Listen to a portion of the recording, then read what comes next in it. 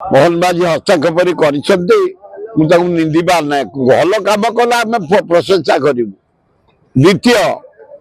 गुड़िया आदिवासी गाँ लोक पट्टा देली मु अधे लोक पट्टा पाई नथिले जाओ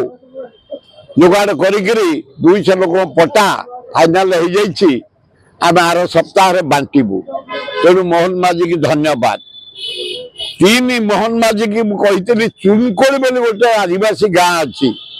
इंफोसिस पछपटे जटणी निर्वाचन मंडली पथर गाड़िया को लगी अंचल लोक भी से बहुत अच्छा केन्झर लोक अच्छा मुझे जाओ कलेक्टर खोर्धा कही से कार्य प्रोसेस चलती अल्प दिन भितर पट्टा दिज्व तेणु मोहन माझी मुझे तुमको जहाँ अंडर एस्टिमेट कर पूरा काबुका लोक देखिले दिन को 18 घंटा तुम परिश्रम कर दिन राति जहाँ मु जो दाबी पत्र गुड़िया देती 3टी जाक सफल हो पब्लिक काम आदिवासी हरिजन गरीब लोक काम रास्ता काम त्वरान्वित हो 6-7 मास भितर किंतु मो बाबू टंका टंका आम देलु नवीन पट्टनायक टंका देते पांड्यान टंका देते सीटा पड़ रही मोहन माझी कहला मोहन माझी जरिया कार्य 80 भाग से रोड हो गला जटणी भीतर रोडटा खोर्धा अंडरग्राउंड टू पूरा एकदम बुढ़ापड़ा पर्यंत मो अत्यंत खुशी आज। थर्ड मोहन बाबू सहर उन्नयन मंत्री बारंबार तुमको दृष्टि आकर्षण कर जागर मारी आउची महाशिवरात्रि आपण निर्देश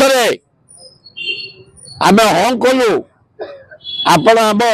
भजन मंडप भांगीदे लाइब्रेरी भांगीदे एवं 5 कोटी टका देते ब्रिज कॉर्पोरेशन थुआ आउ 3 मास रहा जागर शिवरात्रि बॉम्बे आर्टिस्ट आसबे ओडिशा गोटे बड़ मान पर्व शिवरात्रि लिंगराज एवं बड़ फेस्टिवल शिवरात्रि बॉम्बे कलाकार मान जो आसती ओडिशा रू बॉम्बे रू बाहर भजन कर दियंती बड़ प्रोग्राम तेणु हे मोहन माझी मीडिया भाई मान जरिया अनुरोध कर दिन देखा करी बुधवार दिन आम लिंगराज लिंगराज मंडप जेते शीघ्र आरंभ कर जागर सुधा जमती सर आम जागर भजन से जगार हम खूब भल भाव एथर आम भल आर्टिस्ट आणुचु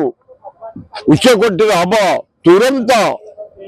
एकाम्र प्रकाशिनी भजन मंडप लिंगराज मंडप त्वरान्वित कर भल करिया उचित ये मशा जो उत्पात करछंती घरे घरे मशा गली गली रे मशा दिन रे मशा मशारी सब दिन लगे भी मशा आम बारंबार कहीचु म्युनिसिपालिटी कर्तृपक्ष आमर जे अच्छा अर्बन मिनिस्टर सरकार कौन करछंती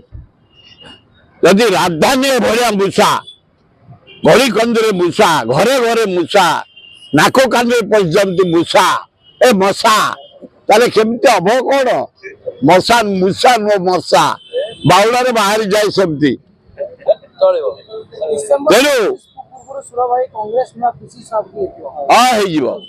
तेणु राहुल गांधी भारी चेंगड़ा ही बाहर सारा हाँ ओडिशा आसबे से कहते जनवरी शेष सुधा ओडिशा आसो गोटे प्रोग्राम हम नुआ फिशिज घोषणा होपर से आसबे गोटे भल प्रोग्राम हम भुवनेश्वर सहर में।